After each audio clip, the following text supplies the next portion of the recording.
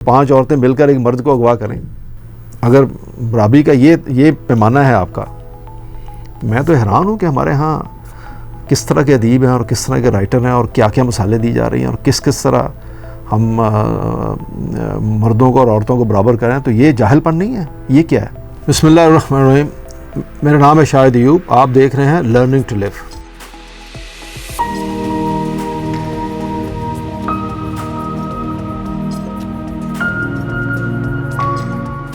آج کا موضوع ایک اگین دکھ بھرا موضوع جس دور سے ہم گزر رہے ہیں اس کے ریفرنس سے، ناکام معاشرہ، فیلڈ سوسائٹی. اب یہ نہ سمجھیے کہ میں پاکستان کی بات کر رہا ہوں یا میرا ریفرنس کی طرح نہیں ہے. میں چونکہ بار بار یہ بات کہتا ہوں کہ میں کوئی پولیٹیکل بات نہیں کرنا چاہتا اور نہ کسی ادارے کی بات کرنا چاہتا ہوں، نہ میں کسی اور کی بات کرنا چاہتا ہوں. میں ایک جنرل بات کر رہا ہوں، آپ اس کو سمجھ لیجئے گا کہ میں کیا بات کر رہا ہوں. تو ناکام معاشرہ کیا ہے؟ ایک دفعہ ایک روسی مصنف سے پوچھا گیا کہ آپ کے نزدیک ناکام معاشرے کی ڈیفینیشن کیا ہے؟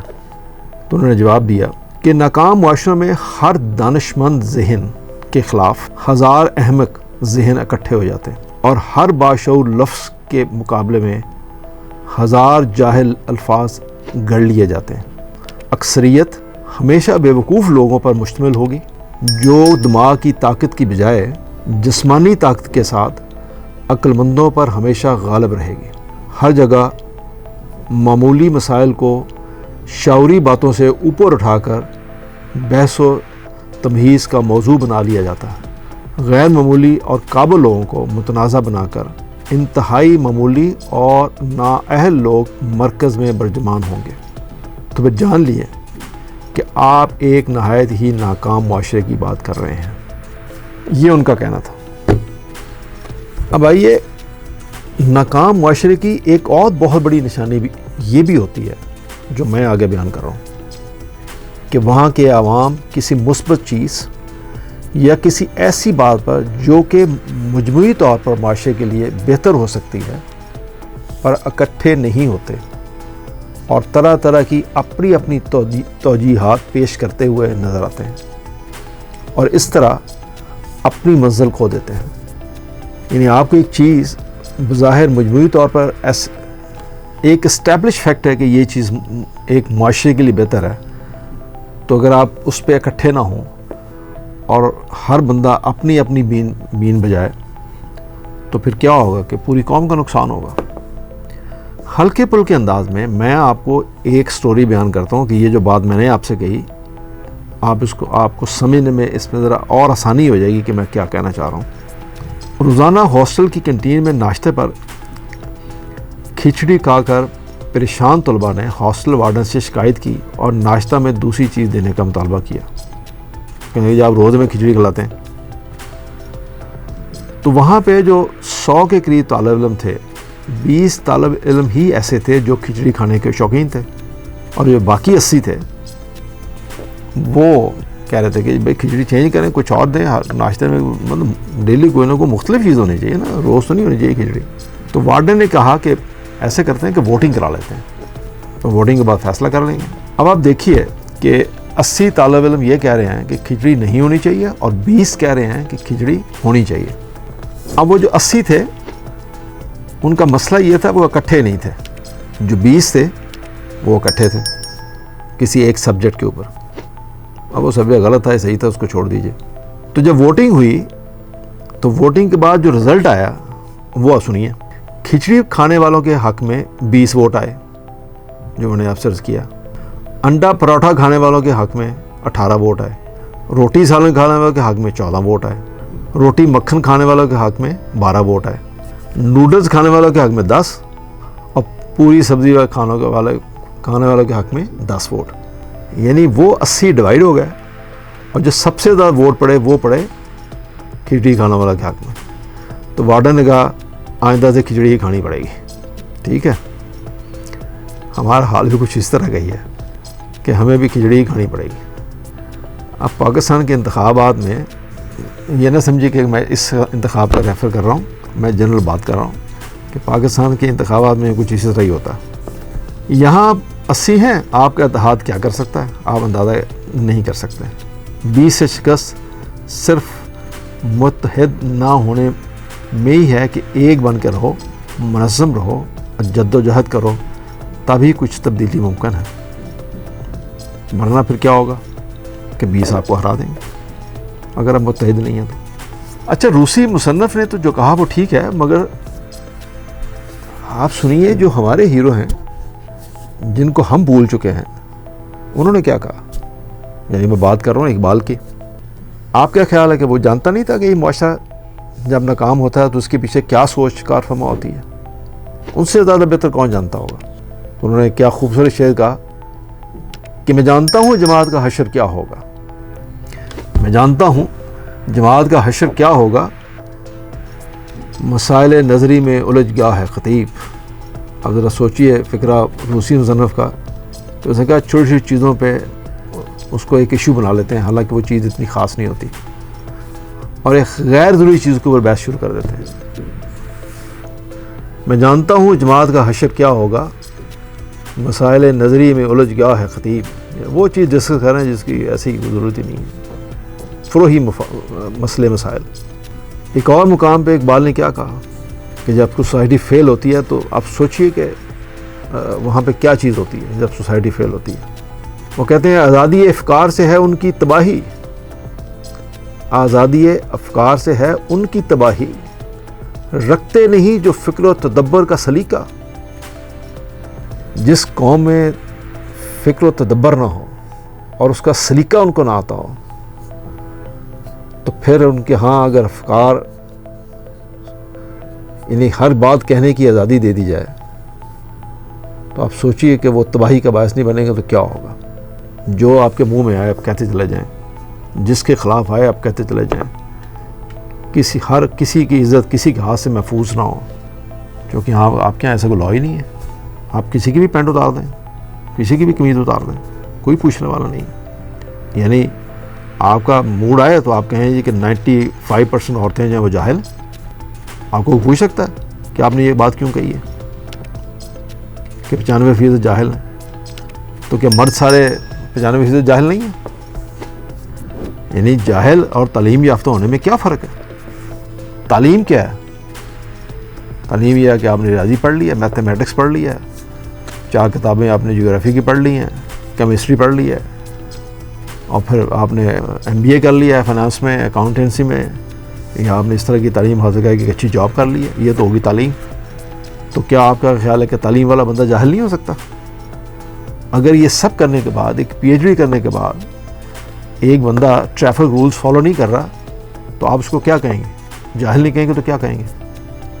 اب یہ سب پڑھنے کے بعد ایک بندہ لائن میں اپنی باری کا انتظار نہیں کرتا تو آپ کیا کہیں گے؟ اسے جاہل نہیں کہیں گے؟ یہ سب کرنے کے بعد ایک بندہ اپنا بزنس سٹارٹ کرتا ہے، اس میں ملاوٹ کرتا ہے، جھوٹ بولتا ہے، ٹیکس ایویژن کرتا ہے، تو آپ اسے کیا کہیں گے؟ جاہل نہیں کہیں گے؟ تو اگر جاہل کی یہ ڈیفینیشن ہے تو پھر تو سارے کے سارے ہمارے ہاں تو مرد کیا اور عورتیں کیا، تو بس سارے ہی ایسے ہیں۔ تو کسی ایک صنف کو آپ میڈیا کے اوپر آ کے آپ کہہ دیں کہ یہ 95% جاہل ہیں، تو اس پہ آپ سوچئے کہ آپ کسی کی بھی بےعزتی کر سکتے ہیں، اس میں کیا مسلک ہے۔ ہمارے ایک بہت ہی معزز دوست ہیں، میں تو ان کی بڑی عزت کرتا ہوں، ساحل ادیم صاحب۔ جب آپ کسی محفل میں بیٹھ کے اگر یہ سٹیٹمنٹ دیں کہ 95% عورتیں جاہل ہیں، اس لیے آپ جب اس سے آگے سے پوچھا جائے کہ آپ نے کیسے کہہ دیا ہوگا، آپ کو پتا ہے تغوت کا مطلب کیا ہے، تو تغوت کا مطلب اگر کسی کو نہ پتا ہو تو وہ جاہل ہے۔ مطلب یہ کیا سٹینڈرڈ ہے کہ میں آپ سے ایک لفظ کا مطلب پوچھوں اور میں کسی بچی سے پوچھوں یا بچے سے پوچھوں کہ تمہیں اس کا مطلب آتا نہیں آتا تو تم جاہل ہو۔ یعنی ایک عجیب صورتحال ہے کہ آپ کسی کے بارے میں اتنی اوپن ویک سٹیٹمنٹ دے دیں اور پوری کمیونٹی کو آپ جاہل قرار دے دیں، تو بھی جاہل کون ہوگا، وہ یا وہ؟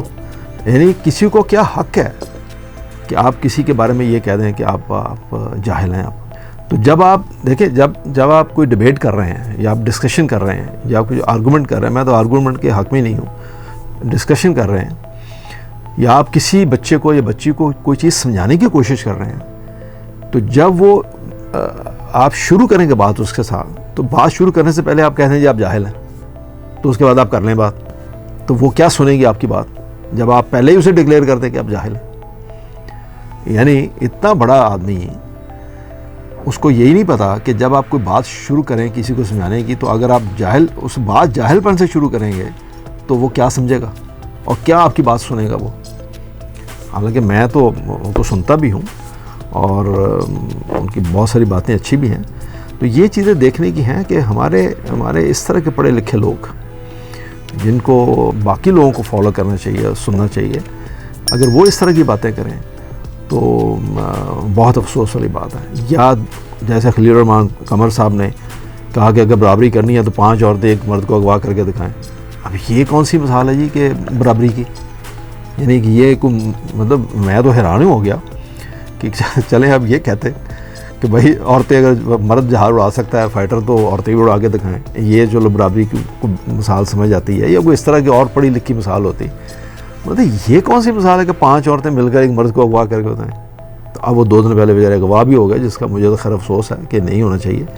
یہ تو بالکل ہی غلط بات ہے, کسی کو بھی نہیں ہونا چاہیے. یہ تو کسی کو حق نہیں ہے کسی کو اغوا کرے اور اس طرح ان کو خوار کرے. بٹ یہ چیز کہنے سے پہلے سوچنا ضرور چاہیے کہ یہ وہ لوگ ہیں جن کو لوگ سنتے ہیں. ہمارے جس لوگوں کو تو لوگ نہیں سنتے, میں تو ایک عام آدمی ہوں. تو مجھے جو ظاہر جو سمجھ آتی ہے وہ اس طرح کہ جب آپ اس طرح کی ایک سٹیٹمنٹ دیتے ہیں نا, بڑی سٹیٹمنٹ جو کہ پبلک کو ہضم نہیں ہوتی, شاید اس دینے کی یہ وجہ کہ آپ اپنے فالوورز بڑھانا چاہ رہے ہیں یا آپ اپنے ویئرز بڑھانا چاہ رہے ہیں یا آپ ایز اے ہول پورے ملک کا ڈبیٹ کا حصہ بننا چاہ رہے ہیں کہ دیکھیں اس نے ہی کہا اور آپ کا نام پوری دنیا میں سب جگہ پتہ چل جائے گی ہاں جی فلاں بندے نے یہ بات کہی ہے, بہت بڑی غلط کہی ہے. جیسے میں ایسے کہتا ہوں کہ اگر کسی شخص کو مشہور ہونا ہو اور اس کو کوئی نہ جانتا ہو پاکستان میں تو کل کھڑا ہو کے 2-4 میڈیا والوں کو بلائے ولاگرز کو اور اسے بولے جی میں تو نبی ہوں, چلیں اگلے دن وہ پورا پاکستان کو پتہ چل جائے گا. اس کے بعد ہو سکتا ہے وہ بیچارہ مارا جائے یا اس کو قتل کر دیا جائے, پر ایک دن کے لیے وہ پوری دنیا میں مشہور ضرور ہو جائے گا کہ ہاں یہ بندہ تھا, یہ اس کا نام تھا اور یہ اس نے کہا. یہ بات کہنے کی تو مجھے تو یہی لاجک سمجھ آتی ہے. حالانکہ میں نہیں مانتا کہ ساحل عظیم صاحب اس طرح کی بات کر سکتے ہیں کہ لوگ ان کے اتنے لوگ سنتے بھی ہیں. تو یہ کوئی مناسب بات نہیں ہے جو انہوں نے کہی. اور اس طرح خلیل الرحمان قمر صاحب نے جو اس طرح کی باتیں کی, میرا نہیں خیال کہ وہ ایک اچھی سوچ کی حامل ہے.